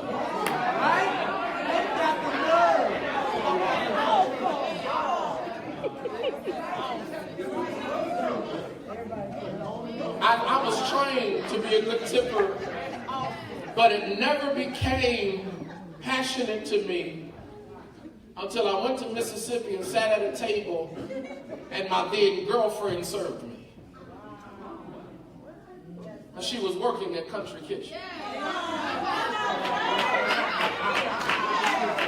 When I sat down and ate, and she brought me what I wanted to drink, and she brought this, and if I need this, I didn't even want to ask. I was like, well, I did it. No, what can I get you? When that meal was done, I was like, I got to tip her well. Not just because I like her, but because now I see. See, some of y'all, if you ain't careful, you're going to be busting tables in a minute. Because you going to read. Ain't nobody talking to me in the here. All right, I'm going. You know you at Waffle House. You don't expect chop service at Waffle House.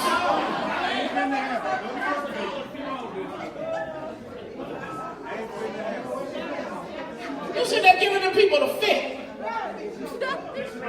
Ain't nothing ever right for you.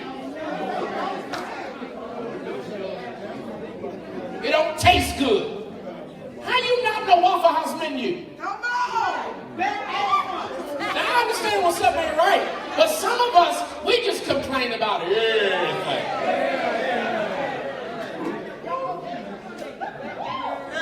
Then we leave in the restaurant and say, bless you.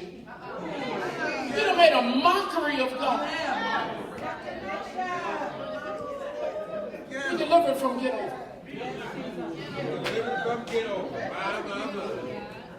You should tip a bad waiter or a bad waitress at least 15%. You should leave nothing less. And if somebody take care of you, 20. Come on. over requesting behind.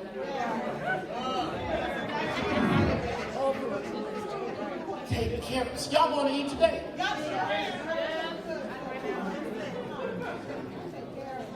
There's something floating in my water. Ice.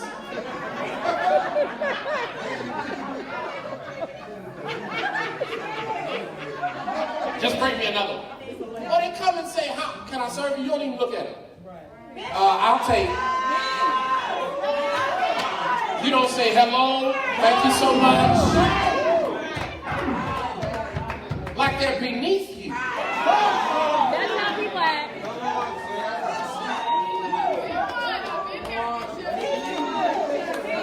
And we do it like that in the church too. Because if you ain't on the level I'm on, Right. I ain't gotta be nice to you, but let Bishop come in. Hey, Bishop! You need to be tripped. You need to fall on your face and bust your nose wide open.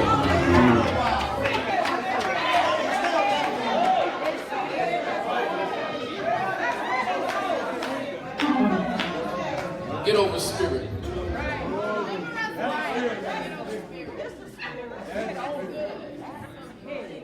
So Self-serving spirit. You're not sincere and self-serving. You're building for yourself what you think you deserve. And you're really mad at God, but you're taking it out on us.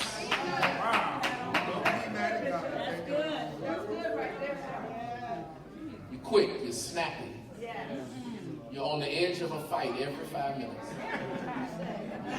You're waiting on somebody to say something wrong to you. Wait. People have been saying something wrong to you all your life, and you just ain't gonna take it no more. You ain't got no job because you keep getting fired.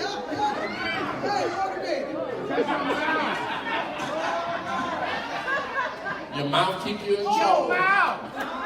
Your attitude is stinky. Your disposition is ugly. But you love Jesus.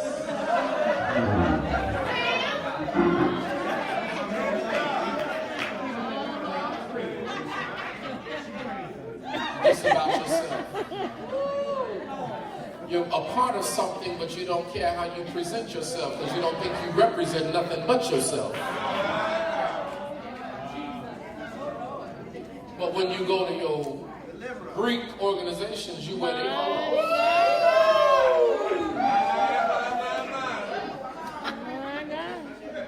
You don't have no problem wearing red and white, pink and green. In fact, you outfit your wardrobe to accommodate what you're a part of, unless it's church.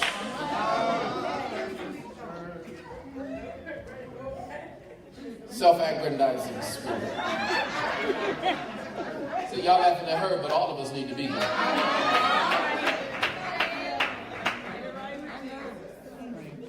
Self-aggrandizing spirit makes you the center of everything you do. Yeah. So when the response is not what you think you deserve, you raise all that you've done.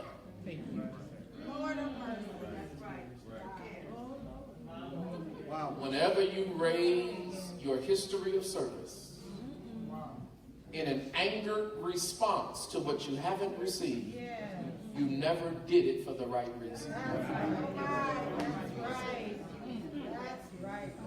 Because when you do it for the right reason, you don't use it as justification for your exit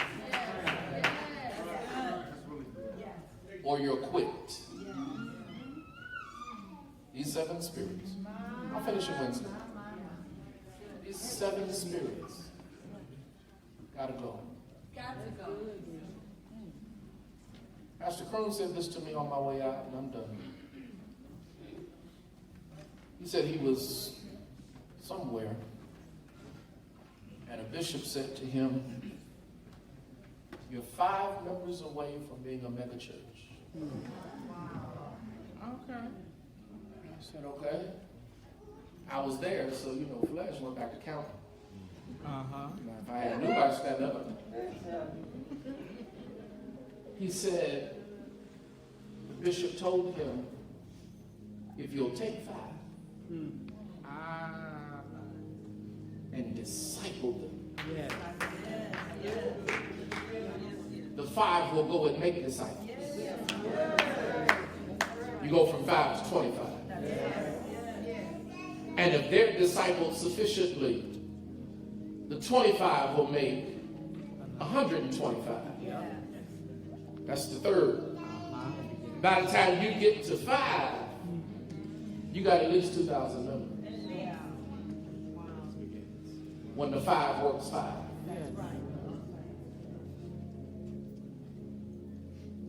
We're 5 members away. Yes, we are. Watch this. From filling up this building before we leave.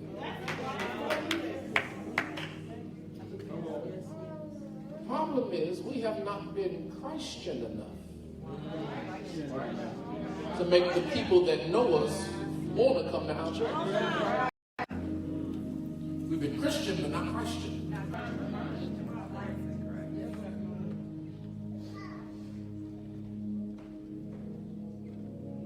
This ministry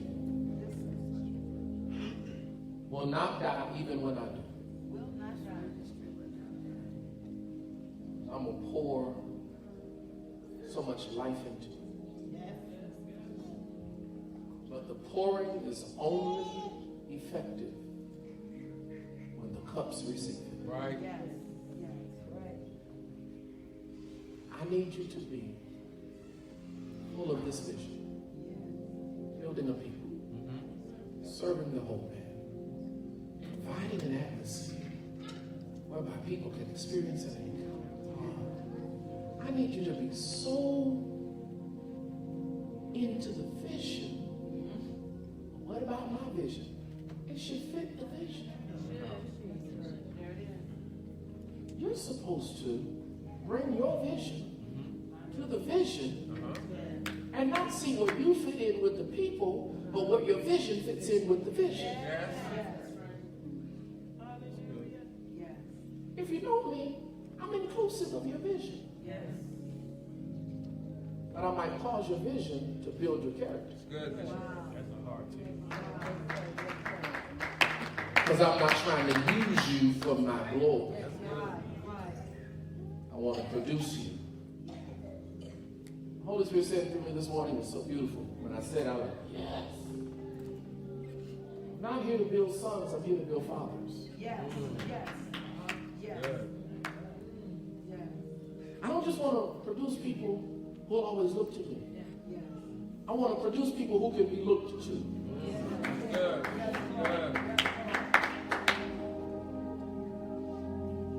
So we got to work. The fight is real. But the warfare is unnecessary. Who in here you don't like? Who in here vexes your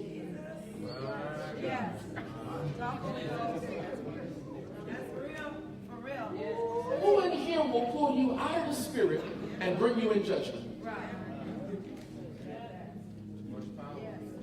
They're your God. Get delivered. Get delivered. Repent and be converted, that your sins might be blotted out, that the times of refreshing shall come from the presence of the Lord.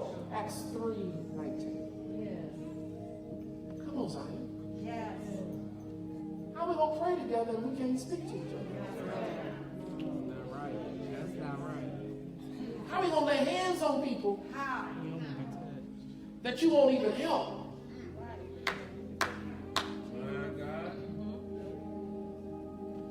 That their immaturity makes you look so mature.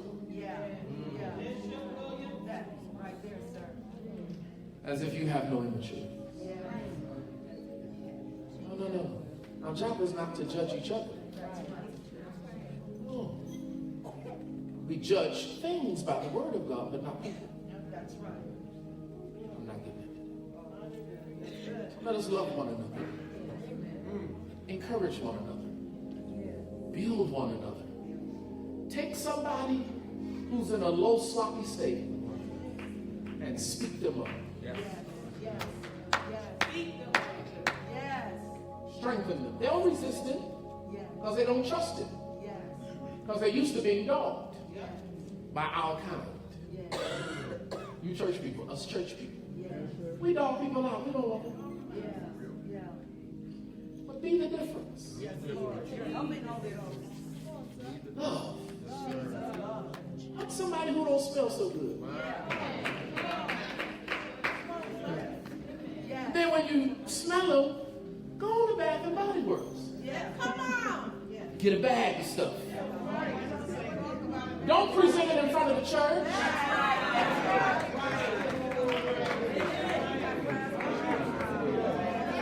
Slip it in their hand. Pick this up for you. Just a nice soap. Got something for you. A nice soap. Now this is how I use it. This is how I use it. Now you do how you want to do it. This, what, I stink? I say it.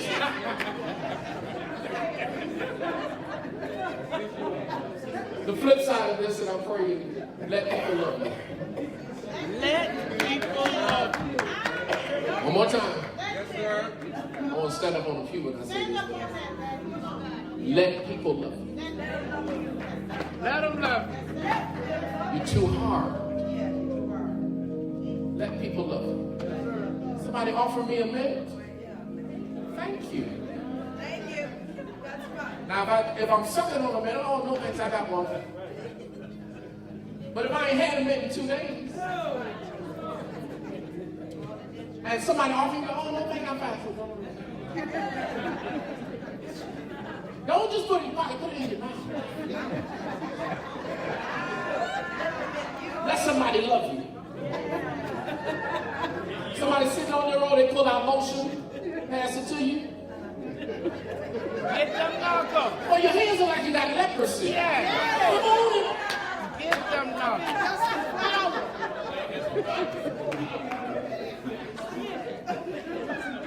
I want you to laugh, because I want you to get it. I'm trying to love you. I'm not trying to hurt you. I'm not trying to offend you. But we the hardest people to love. With the greatest gifts. Let them love you. Let them love you. So I'm passing you some lotion. And it's fruity. I know. No thanks, but I got you though.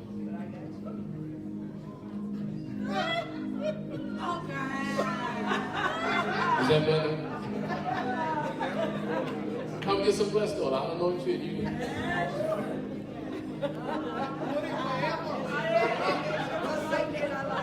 But I just want to encourage you. Let's love one another. Like we're supposed to. That's right. If you ain't seen me in a while, you see me. Just love them. If you ain't seen me, no. Because I was going through.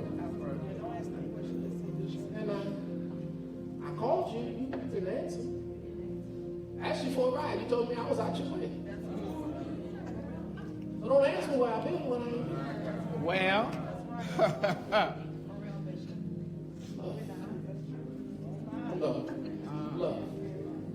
Love one another as Christ has loved you. See, give me a favor, I'm sorry. You need to find some people. I've offended you, I know. I know, because I know me.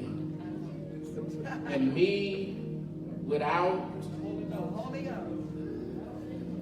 a full tank of the Holy Ghost. A full tank, you got to preface it now. I'm sorry. My mouth is quick. My attitude is sharp. I know me. So I'm just going to say, forgive me. I love you so much. I know I withdrew. It wasn't from you personally. It was not. It was period. It was not. Because I needed to keep you from that part of me. Yeah. So I meant you no harm. But if it offended you, I'm sorry. I'm sorry. Forgive me. And let me tell you, when I'm dealing with stuff real intense, I withdraw. I do. I do. DTP.